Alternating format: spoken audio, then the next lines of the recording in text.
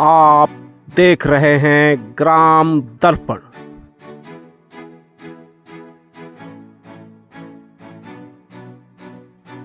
नमस्कार दोस्तों, मैं बात करने जा रहा हूं आज भूमि अधिग्रहण से संबंधित विषय पर। देश भर में जमीन अधिग्रहण किया जा रहा है। देश भर में जमीन अधिग्रहण की आग सुलग रही है। किसानों की जमीन औने पौने दाम में लिया जा रहा है। जनता को लूटा जा रहा है। उद्योगपतियों को छूट दिया जा रहा है। जनता बेघर हो रहा है। जनता तानाशाही का शिकार हो रहा है। चिल्ला रहा है, चित्कार रहा है, मगर सरकार है कि अंधी बहरी गूंगी बनकर सारे तमाशा देख। जब हम लोग यहाँ आए थे बांग्लादेश से, इतना परेशानी हम झेले, कैंप में ले गए। वहाँ कभी खाने को मिलता था, कभी नहीं मिलता था।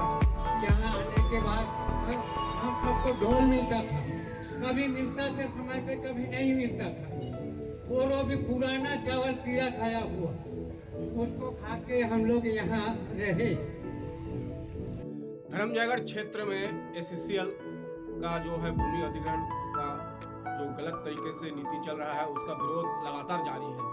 जी हाँ, मैं बताना चाहूँगा कि धर्मजयगढ़ क्षेत्र में अधिकतर जो भूमि जा रही है वो बंग समुदाय की जा रही है, और बंग समुदाय एक विस्थापन झेल चुका है। विस्थापन झेलने के बाद एक नया जिंदगी नए सिरे से शुरुआत किया है। बड़ी कड़ी मेहनत करके बंजर भूमि को उपजाऊ बनाया है। लगातार पूरे परिवार ये मेहनत करते हैं। लगातार ये बंजर भूमि में मेहनत करते हुए आज एक मुकाम तक पहुंचा है कि आज वो अपने आप में निर्भर है।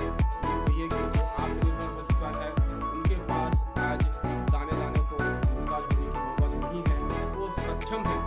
मगर दोबारा सरकार की ये जो भूमि अधिग्रहण की नीति यहाँ पर लागू हो रही है। कोल माइंस के लिए भूमि अधिग्रहण किया जा रहा है। एससीएल में इनकी जमीनें जा रही है। दोबारा इनको भी स्थापन होना पड़ेगा। इनको अपनी जमीन से हाथ धोना पड़ेगा। ये बेरोजगार हो जाएंगे।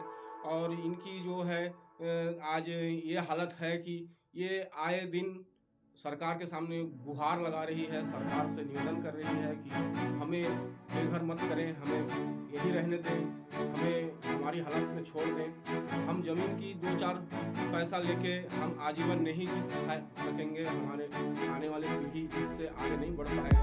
हमारी जो स्थिति है सुधार की ओर है। अचानक से अगर इस टाइप का झटका मिलेगा तो ये फिर से एक नीचे स्तर पर आ जाएंगे।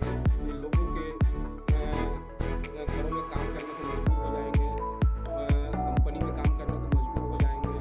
रोजगार जो आज खुद लोगों को दे रहे हैं वो खुद बेरोजगार हो जाएंगे, दूसरे के गुलाम बनेंगे। ऐसे उसके बाद इतना परिस्थिति सबका खराब हो गया। मैं तो कहता हूँ 95% लोग महुआ आटा खाते थे, महुआ आटा खाकर जीते थे।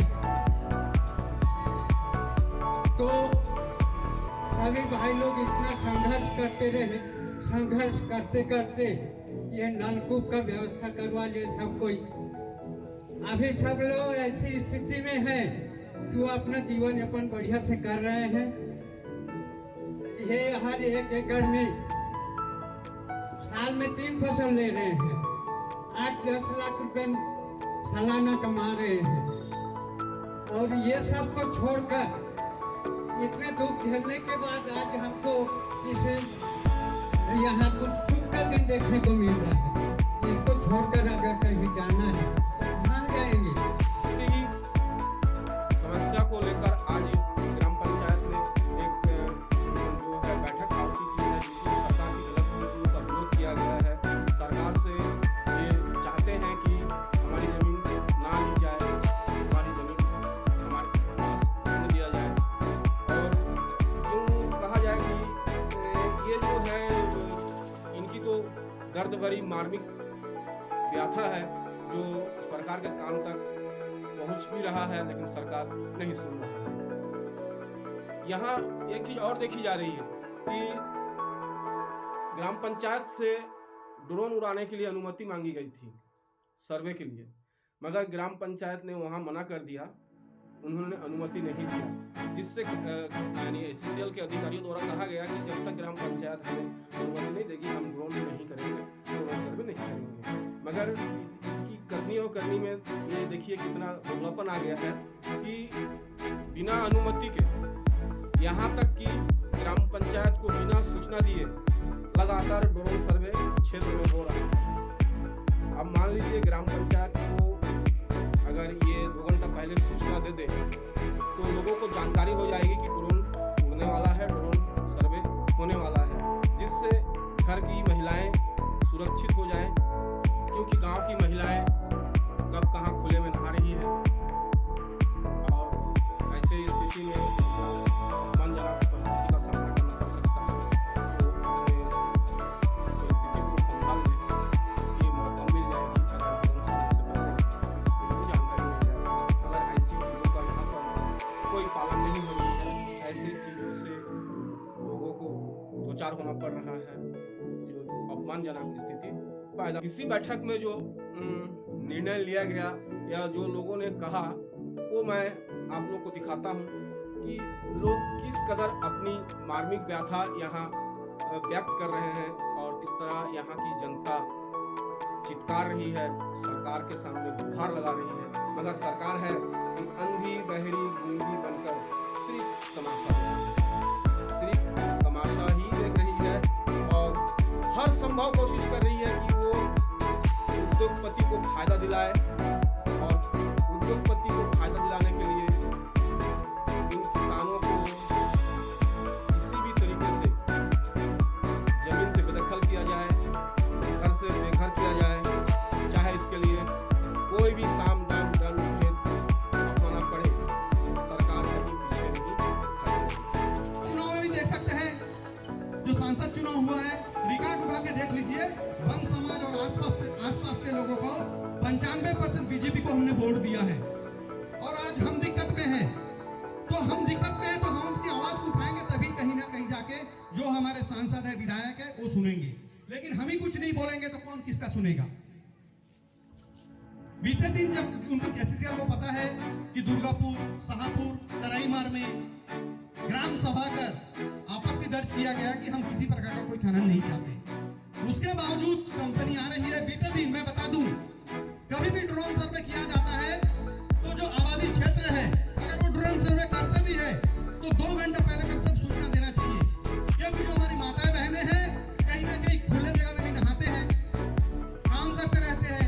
ऐसे चलचित्र को भी कल लिया गया है, तो हम लोग भी थाने गए थे कल शाम को हम लोग थाने गए हैं। इस चीज को आप लोगों को करना चाहिए कि हमारी माँ बेटियां हैं जो ड्रोन सर्वे किया, क्या क्या चीज का लिया। हम लोग उसके जोर शोर के साथ विरोध कर रहे थे। मेरे से पूछा गया है क्या आपका जमीन गया है इसमें प्रभावित हो, तो मेरे को तो पता नहीं है कि हमारा जमीन गया है कि नहीं, लेकिन शायद गया है कि नहीं उन्हीं लोग बोल पाएंगे। हम लोग दुर्गापुर की तरफ से जोर शोर के साथ विरोध कर रहे थे इसको। ड्रोन वो कलेक्टर का आदेश दिखा रहा था, फिर एसडीएम से भी बात हुआ है तो एसडीएम बोल रहा है हमारे हाथ में कुछ नहीं है, कलेक्टर का आदेश है, फिर भी हम लोग रोके हैं उसको।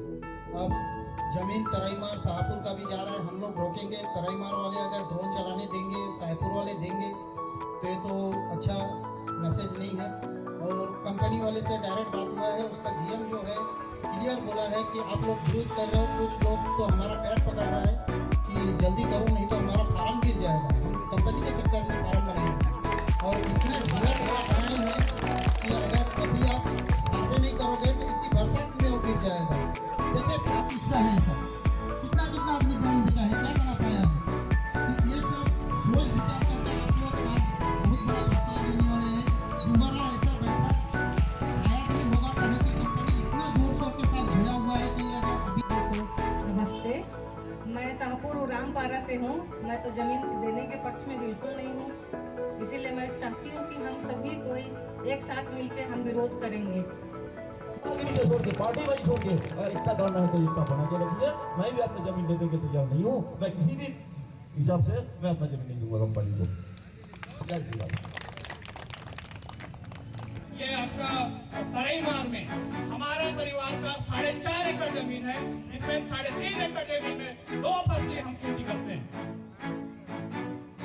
अब 2 फसली खेती करने से हमें जो फायदा हमें मिल रहा है, अब उसी जमीन से यदि आपके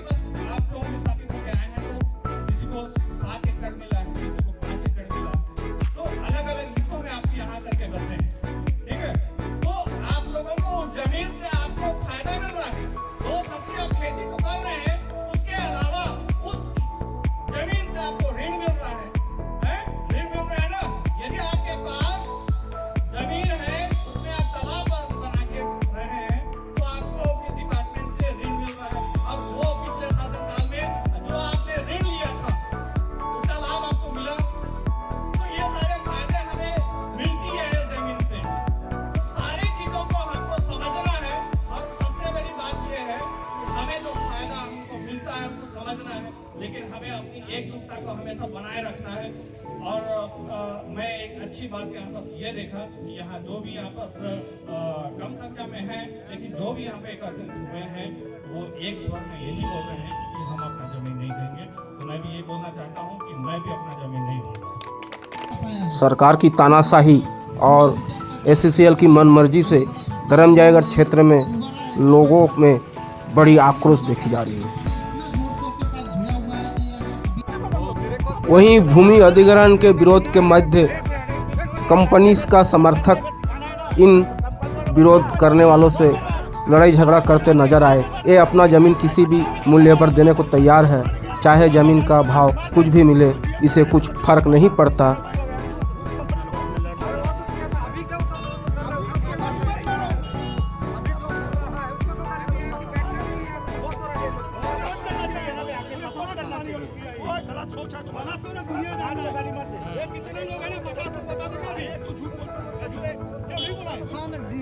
बोला जो हुआ है गलत बोले हो, ऐसा दोबारा मत बोलो।